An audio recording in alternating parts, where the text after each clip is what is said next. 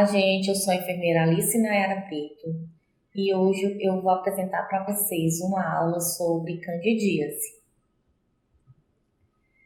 A candidíase vulvovaginal é uma infecção da vulva e da vagina, causada pelas várias espécies de cândida, fungos comensais das mucosas vaginal e digestiva, que podem tornar-se patogênicos sob determinadas condições que alteram o ambiente vaginal.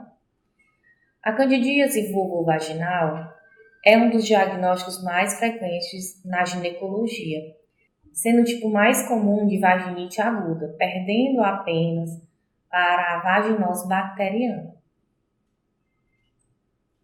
Alguns microbiologistas supõem que a cândida possa ser encontrada na vagina sem causar sintomas, fazendo parte da sua flora normal.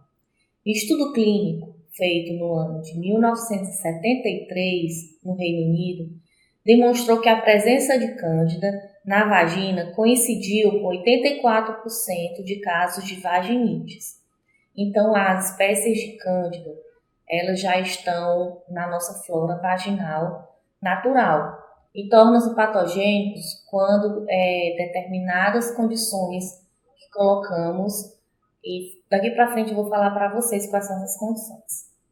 Um estudo feito no Brasil, nos anos de 1998 e 1999, avaliou 205 mulheres atendidas no ambulatório de ginecologia e obstetrícia do estado do Espírito Santo.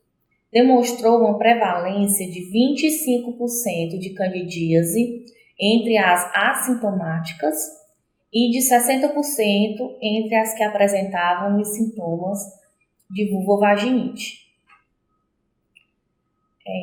Por acometer milhões de mulheres anualmente, determinando um grande desconforto, interferindo nas relações sexuais e afetivas e prejudicando o desempenho laboral, a candidíase vulvovaginal tem sido considerado um importante problema de saúde pública mundial. A candidíase é considerada a forma mais comum de infecção fúngica oportunista e é a transformação da condição assintomática, que é a cândida, que é encontrada na flora da nossa vagina, para a forma sintomática, indica uma transição da forma saprófita para a forma patógena, que é a forma da doença, candidíase. E essa não é uma doença especificamente sexualmente transmissível.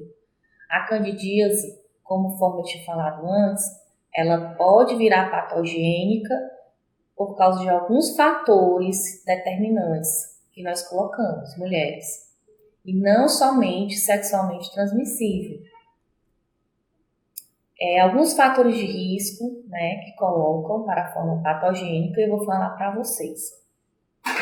Muitos fatores de riscos potenciais para a candidíase vulvovaginal têm sido descritos, embora não haja consenso na literatura, incluindo quais são esses fatores de risco: uso de antibióticos, contraceptivos orais por muito tempo, a presença de diabetes mellitus, a gravidez, o uso de roupas justas, absorventes e deficiência imunológica específica.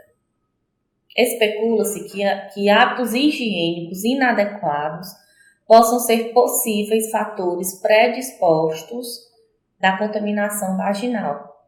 Entre eles, o caso de uma higiene anal realizada de forma errada, que no caso do ânus para a vagina, e resíduos de fezes nas calcinhas também podem ser origem de florescer essas leveduras, desenvolvendo a candidíase vulvovaginal.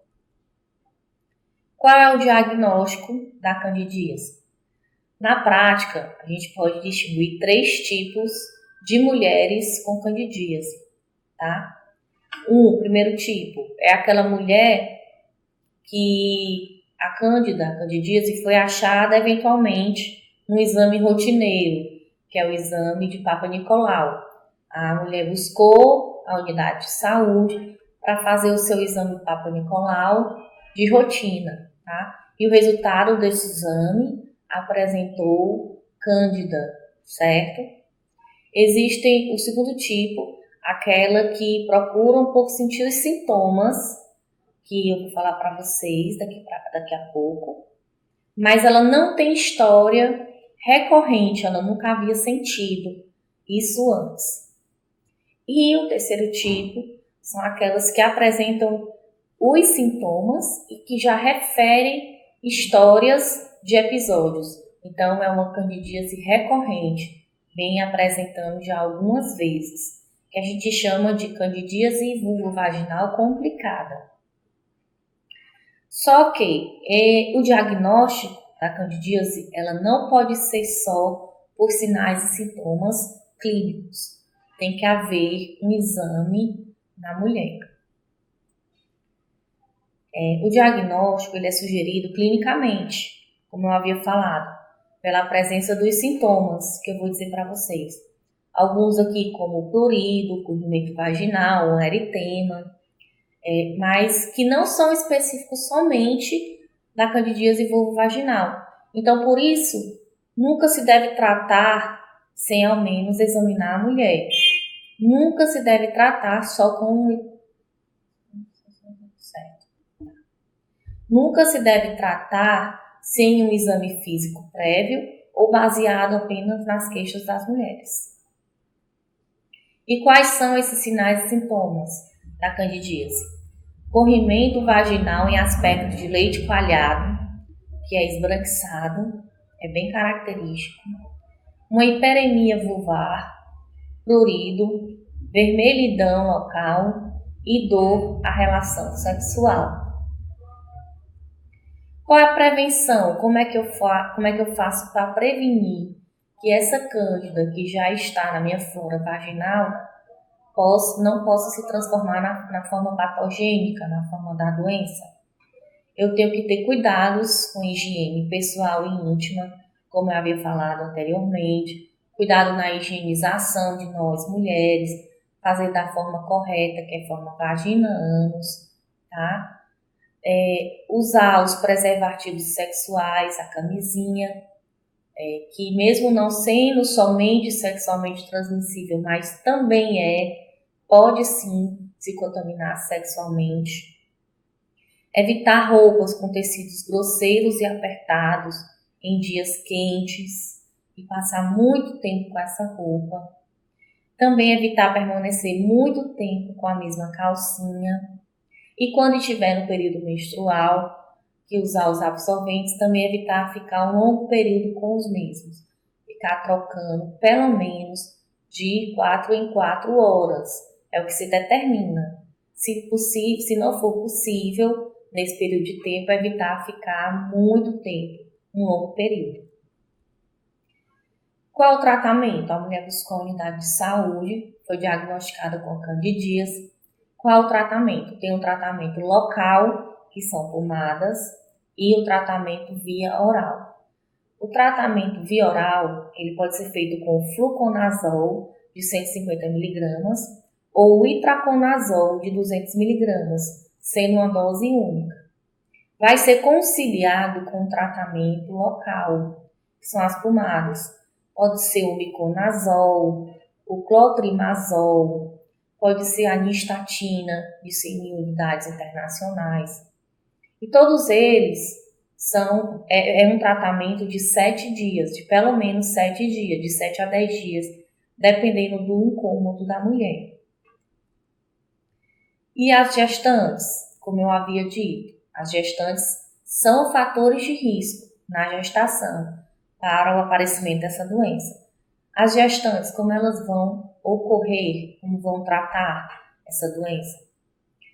Os medicamentos propostos para o tratamento das vulvovaginites na gravidez têm um tipo de classificação, que é em 5 categorias, tá?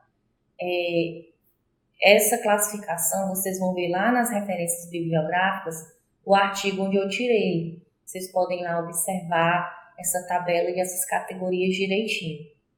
Mas diz que os medicamentos do tipo A São estudos controlados que não demonstram nenhum risco para a mulher gestante. Os do tipo B, não há evidência de risco no humano. O tipo C, o risco não pode ser afastado, deve evitar.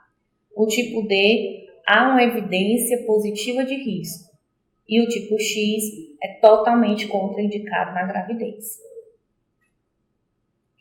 Então, a cândida é bastante comum na gravidez devido à mudança hormonal e é muito comum no transcorrer da gravidez, podendo apresentar recidivas, ou seja, aparecer mais de uma vez durante a gestação, devido às condições propícias do pH vaginal que muda nesse período. O tratamento da candidíase com o uso tópico local na gestação durante os 7 dias é uma boa opção, aliviando os sintomas dessa gestante.